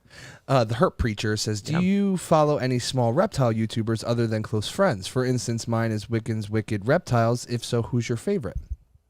Go back up to that for a second. So yours is Wiccan's Wicked. So is he talking? So they like that channel, is what it is. No. He's asking, do you? No, I think that's his channel. No, that can't be his channel, is it? No. I mean, it could be, because if it is, it's a great channel. That's why I was trying to act like. I mean, I'd be really. Maybe it is. Maybe it is not his channel. Maybe it's. I would assume that his name would be Wicked. Okay. Reptiles. So then, maybe it's not. But no, I do follow that channel. I wouldn't say Serpent Design is a small channel by any stretch, but I follow that channel.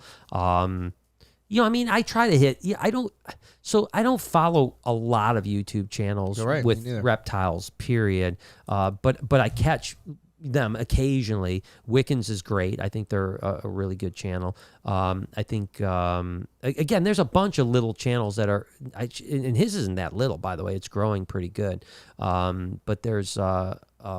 There's a bunch. Jason, our buddy out in Colorado or in St. Louis, Montana.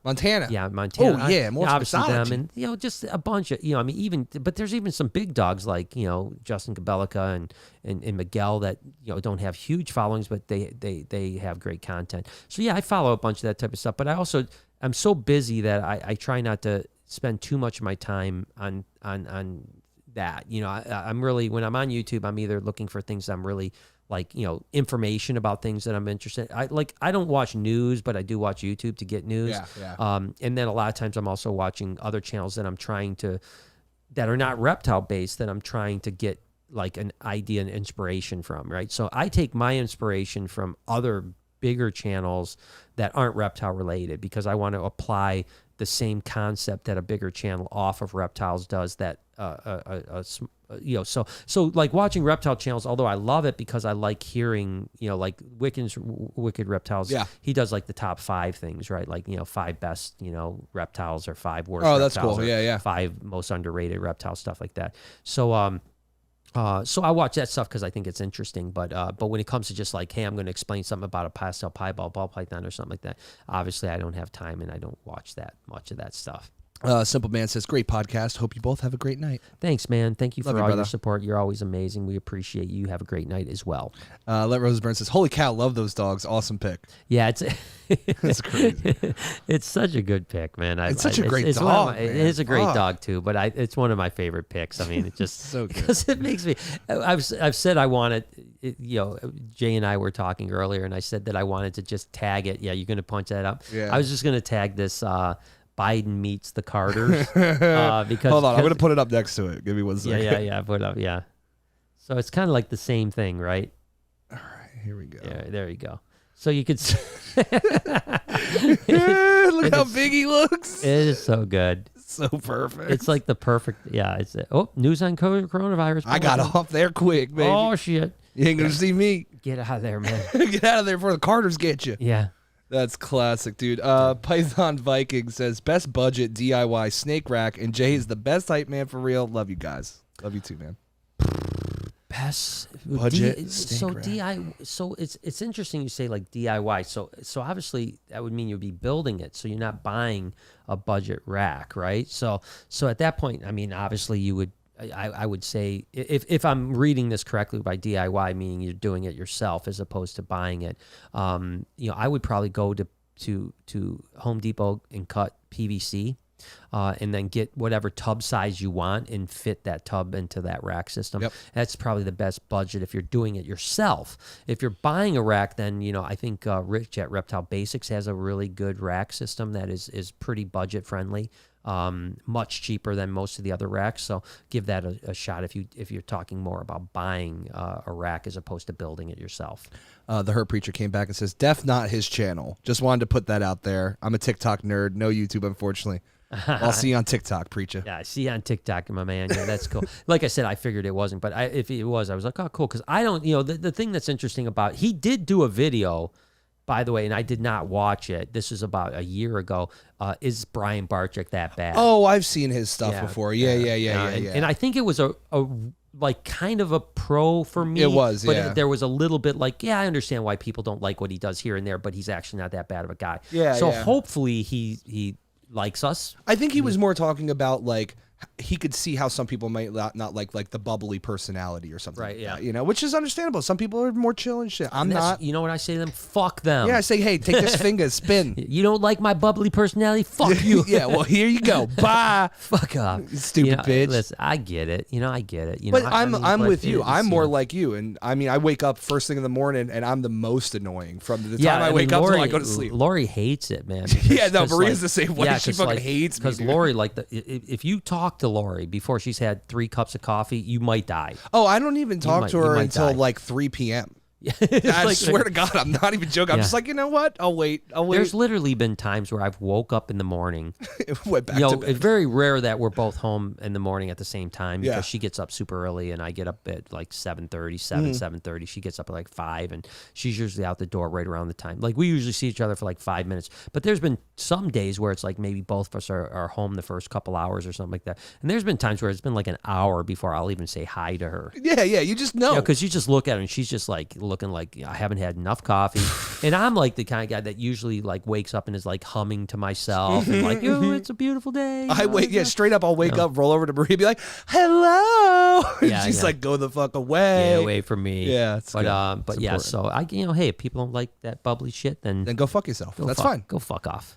Prehistoric Companion says, I ordered me some, and this is cool, man. I love this. He says, ordered me some Reptile Army t-shirts and got some gigs at a local schools in my area to teach kids about reptiles. That's awesome. Hoping to do some B-day parties too, and I'll be spreading the word, you guys. That's awesome, the thing I didn't even think about. Yeah. Right? Was like a person that's teaching about reptiles, wearing Reptile Army stuff. Like that's so cool, man. No, it is cool. Awesome. And that's the thing. Like, listen, I understand that. I was talking to Noah about this today because, the Reptile Army stuff right now is all kind of my style of shirts. I always wear goofy shirts, cartoony type shirts. We got to get some dope ones for me? And yeah, now, we are going to launch, like even the people, I don't know if you heard back from the people, the Instagram people that you showed me. Yeah. Like they do a little bit more mainstreamy type stuff. I mean, it's still different. It's still not. It's more like fantasy. Yeah, more like fantasy. So I think that the idea for Reptile Army is to not just be one dimensional at all. Yeah.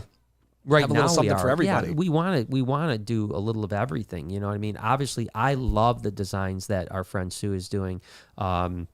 They fit my personality. They fit who I perfectly. am. Like, yeah, this is those shirts I would buy if I didn't. If you went to Reptile Target. Yeah, exactly. I would buy those shirts, But I realize they're not for everybody. I mean, there's a lot of my friends would never be caught dead wearing the shirts that we're producing because it's childish or whatever.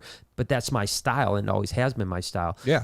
So we're going to do some other things too. It's not going to just be that. I think that still Sue is going to produce most of our stuff because it fits my style the most. And I still think it's the highest appealing style. But there will be some different, more mainstreamy type styles that we will drop digestible as well. content. Yeah, digestible. So we're not going to be a one trick pony by any stretch. Yeah. That's all we got, Bri Guy. Well, I tell you what, guys, this has been great. I think we will get out of here a little bit early tonight, even though we usually go a little longer. Thank you guys for joining me. Thank you guys for steering the ship with the super chats. I appreciate all you guys tremendously. As always, we'll be back on Wednesday. Tomorrow will be a banger YouTube video, so definitely check that out. I love it. Yeah. Other than that, just go join the army, Reptile Army, please. ReptileArmy.com. Let's keep making that movement amazing. Again, not a penny of this is going in my pocket, so it's all going to be going to things that make a difference in the world. So let's keep that moving. So That's right, I appreciate you guys. Have a good night. Love you. I'll talk to you guys soon. See ya.